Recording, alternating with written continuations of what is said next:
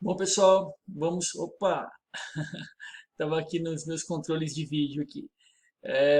Vamos continuar, deixa eu colocar no modo apresentação. Vamos lá. Princípio da justeza, correção e conformidade funcional. Determina que as normas constitucionais sejam interpretadas de modo a não alterar a repartição de competências estabelecidas pela própria Constituição, inclusive no que se refere à separação funcional dos poderes legislativos, executivos e judiciários. Os órgãos, então, encarregados da interpretação, eles não podem chegar a uma posição que subverta, que altere ou perturbe o esquema funcional, organizatório, constitucionalmente estabelecido pelo legislador constituinte originário. Vamos entender essa questão como uma que eu já falei anteriormente. Existe um controle formal e existe um controle material. O controle formal de uma Constituição diz respeito ao respeito às repartições da competência tributária. Então, uma lei, por exemplo, municipal, que altere o horário de funcionamento de um estabelecimento bancário, ele está violando uma norma formal. Por melhor que sejam as intenções do legislador municipal, do vereador, ele não pode mexer com regras, alterar regras do sistema financeiro nacional, né, do sistema monetário, as regras do Banco Central, regras de compensação financeira.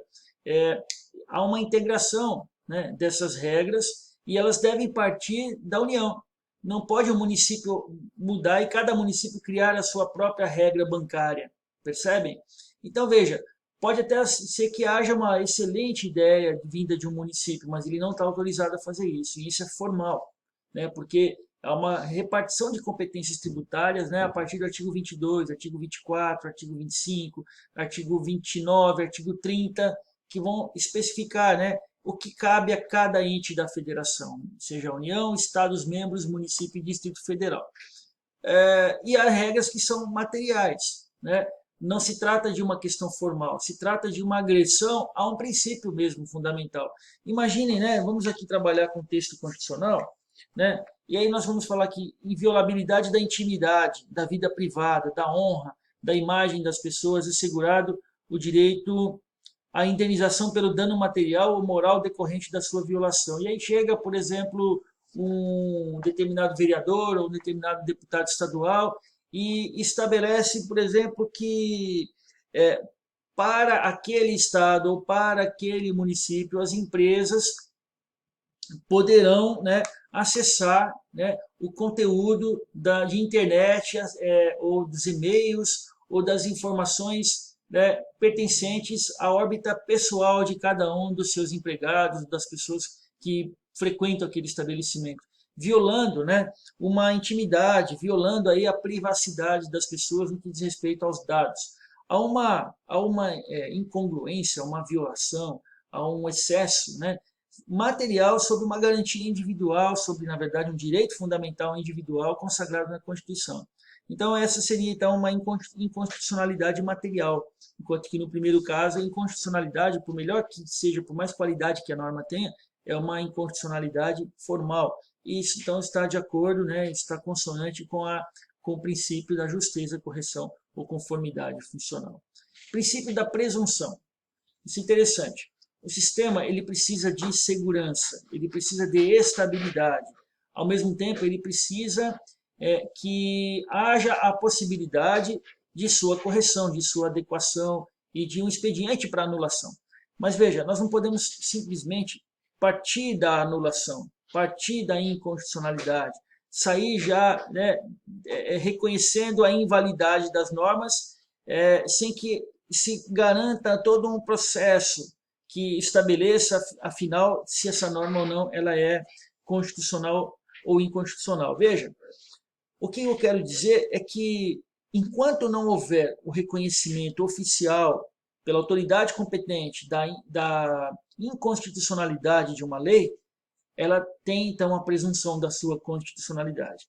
Então, no momento que o Ministério Público, a Procuradoria-Geral da República, por exemplo, ingressa com uma ação direta de inconstitucionalidade, aquele momento de ingresso da ação direta de inconstitucionalidade é só o início do expediente, da atividade jurisdicional que vai culminar com a declaração da inconstitucionalidade ou não. E isso pode levar meses, pode levar mais de um ano. Enquanto não houver uma decisão final do Supremo Tribunal Federal, aquela lei ela é válida, ela é vigente e ela é válida e eficaz também. A incondicionalidade só vai ocorrer no momento final, quando houver uma declaração e nessa declaração final já não for mais passível de recurso, quer dizer, não tendo o, o recurso efeito suspensivo ou não, somente no trânsito julgado que nós vamos ter aquela incondicionalidade declarada. E enquanto isso, ela é constitucional. Vamos lembrar que os momentos de controle de condicionalidade, eles são preventivos ou repressivos.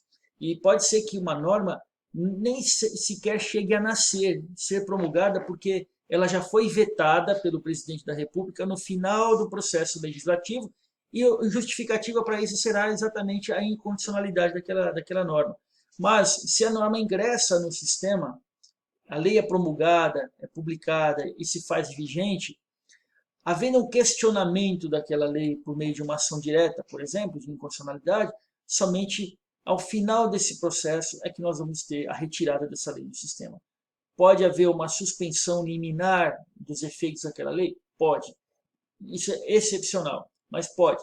Mas, via de regra, esse princípio, então, lendo aqui, ele determina que as leis e demais atos editados pelo poder público sejam considerados constitucionais e devidamente cumpridos, até que sobrevenha decisão judicial declarando sua inconstitucionalidade.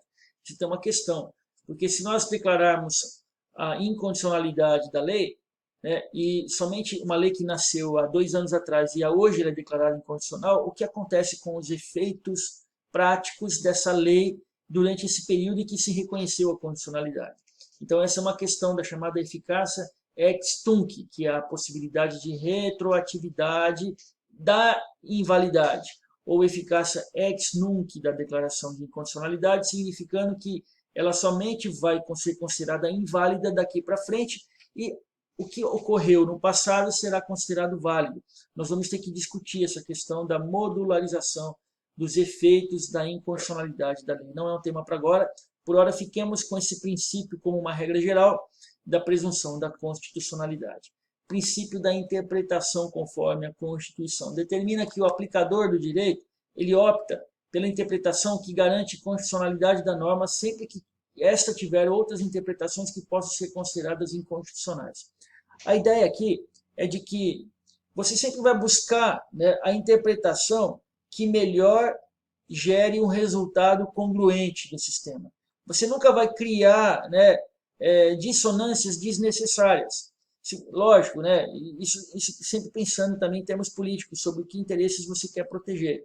Mas há uma busca, há um esforço sempre de interpretar o sistema harmonicamente conforme a Constituição.